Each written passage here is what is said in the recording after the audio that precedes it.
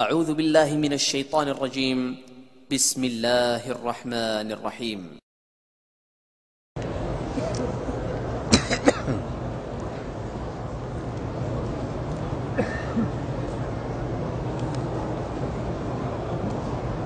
موضوع الدرس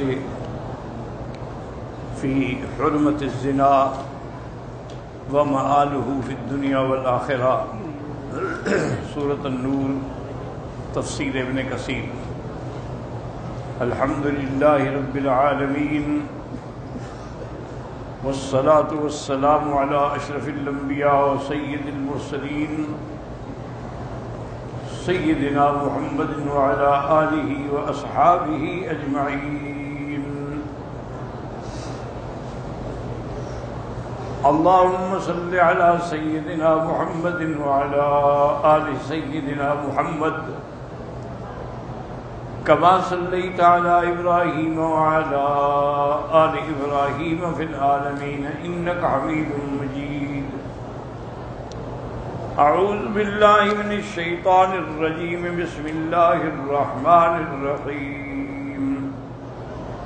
الزانی لا ينکح الا زانیۃ او مشرکہ والزانیۃ لا ينکحها الا زان او مشرک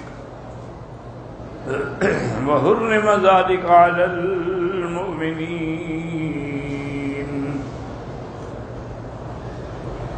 قال المؤلف والمحدث ابی عیسیٰ محمد بن عیسیٰ بن ثورۃ الترمذی رحمہ اللہ، حافظ ابن کثیر رحمہ اللہ تعالی فی کتابہ، وقال ابن ماجہ حدثنا الشام بن عمار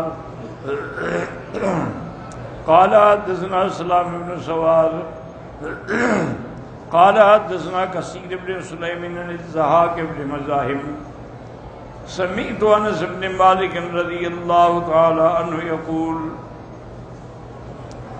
سمعت رسول اللہ صلی اللہ علیہ وسلم یقول من اراد ان یلقی اللہ وهو طاہر متطہر فلیتزوج الحرائر۔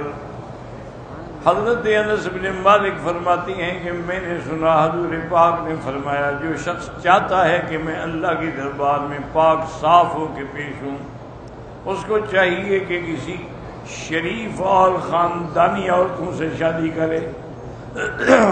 فی اسنادہ ضعف، اس کی سند کے اندر ضعف ہے۔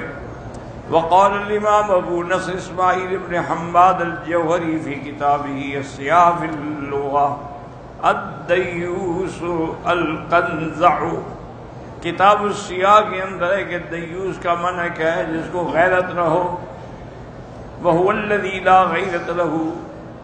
فاما الحدیث الذی رواہ الامام ابو عبد الرحمن النسائی فی کتاب النکاح من سننہ، اخبرنا محمد بن اسماعیل بن علی عن یزید بن ہارون عن حماد بن سلمۃ وغیرہ عن ہارون بن رباب عن عبد اللہ بن عبید بن عمیر وعبد الکریم عن عبد اللہ بن عبید بن عمیر عن ابن عباس عبد الکریم رفعہ الی ابن عباس وہارون لم یرفعہ۔ قال جاء رجل الى رسول اللہ صلی اللہ علیہ وسلم فقال ان عندي امرأة من احب الناس الي وهي لا تمنع يد لامس، قال طلقها، قال لا صبر لي عنها، قال استمتع بها، ثم قال النسائی هذا الحدیث غیر ثابت۔ اب ایک روایت میں آتا ہے کہ ایک آدمی حضور کی خدمت میں آیا، انہوں نے کہا حضور میرے جو بیوی ہے نا وہ مجھے بڑی محبوب ہے، لیکن مشکل یہ ہے کہ وہ کسی کو روکتی نہیں، یعنی کوئی نعوذ باللہ اسے زنا کرنا چاہے تو کرا لیتی ہے۔ آپ نے انہیں طلاق دے دو، ایسی عورت کو کیا فائدہ رکھنے کا؟ انہوں نے کہا حضور میں اس کے بغیر صبر بھی نہیں کر سکتا۔ تو آپ نے فرمایا ٹھیک ہے پھر اس سے نفع اٹھاؤ، لیکن یہ حدیث ضعیف ہے، کبھی حضور ایسا حکم نہیں دے سکتے۔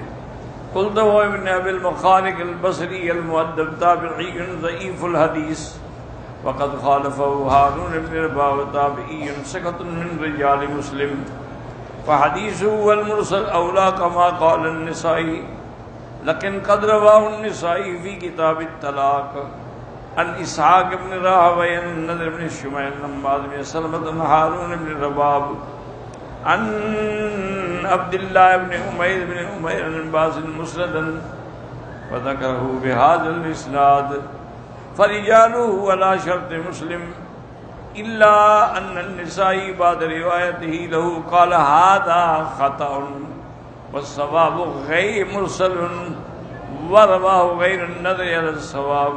اصل میں بعض علماء نے یہ بھی کہا ہے کہ اس کا معنی یہ نہیں تھا کہ لا تمنعوا ید اللہ میں سنیا نے وہ زنا سے منع نہیں کر، معنی یہ ہے کہ وہ ہاتھ کی اتنی کھلی ہے جو کہ مانگے وہ دے دیتی ہے، سخاوت کرتے گھر لٹا دیتی ہے. اس کا معنی یہ تھا یہ زنا نہیں، ورنہ حضور یہ نہ فرماتے کہ اسے نفع اٹھاؤ.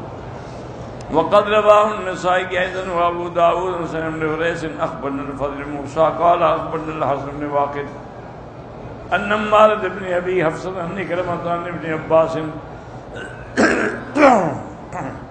رضي الله عنه عن النبي ثم ذكره وهذا الاسناد الجيد.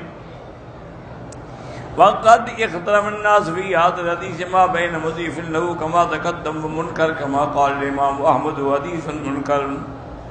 وقال ابن قتيبة انما اراد انها سخية سخی عورت ہے، لا تمنع سائلا مانگنے والے کو کبھی خالی نہیں بھیجتی. وحقا النسائی سنیا بعد وقال وکیل سخیۃ تعطی سخی ہے دیتی رہتی ہے. ورد هذا منه كان مراد قال حضرت ملتمس. بعض علماء کہتے ہیں کہ نہیں، اگر یہ بات تھی تو وہ کہتے کہ لا يرد ید ملتمس، لامس نہ کہتے. وکیل المراد النسجیتها لا ترد ید اللامس لا ان المراد انها واقع منها وانها تفعل الفاحشہ. انہوں نے کہا اس کا معنی یہ نہیں ہے کہ نعوذ باللہ وہ فاحشہ گناہ کرتی تھی.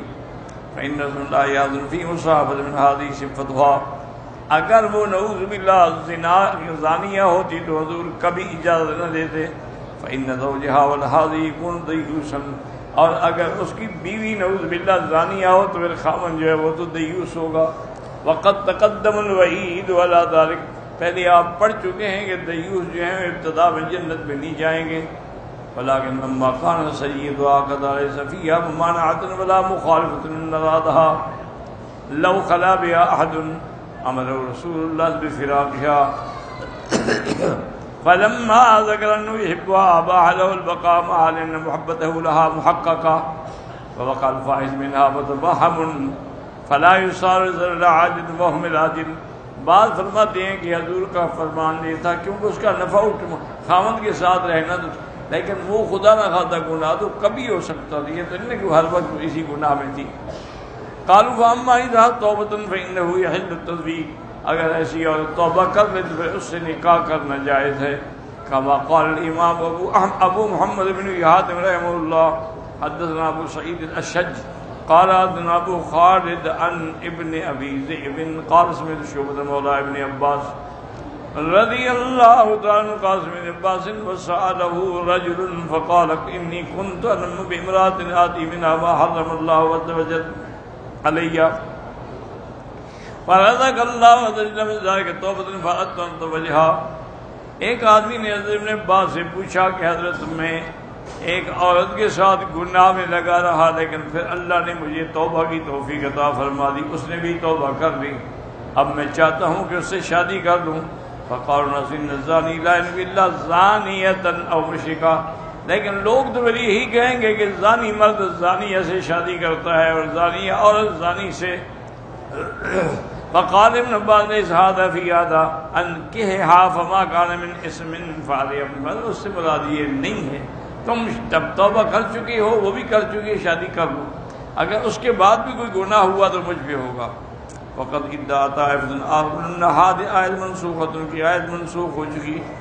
قال ابن حاتم حدثنا ابو سعید الاشج قال ابو خالد يحيى بن سعيد عن سعيد قال ذكر عنده الزاني لا يزال ومشركا والزانية لا ينكح إلا زان ومشركا كان يقال نسختها التي بعد أن أنكحوا الأيام منكم.